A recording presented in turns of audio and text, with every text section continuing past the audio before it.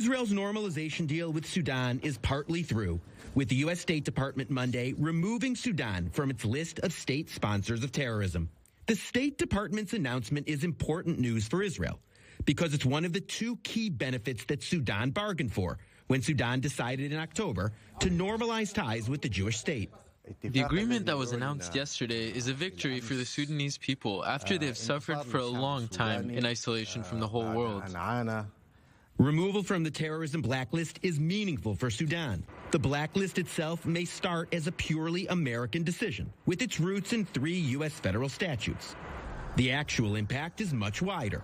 The World Bank and International Monetary Fund will not lend to countries on the list. Sudan badly needs their money for its economy, and Khartoum is thrilled that its time on the blacklist is over. The Sudanese people in Sudan have remained isolated from the world for 27 years, and this is longer than a life sentence in prison. Next up is the second thing Sudan bargained for, a limit to Sudan's liability for past terror attacks. Sudan has agreed to a $335 million cap.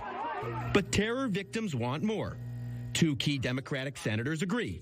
New York's Chuck Schumer and New Jersey's Bob Menendez, who want 9/11 victims' families, many of whom live in their states, to be able to sue Sudan. The Sudanese have been clear. Without a limit to liability that they agree to, normalization with Israel could be off, meaning that the legal wrangling in Washington is something Israel is watching keenly.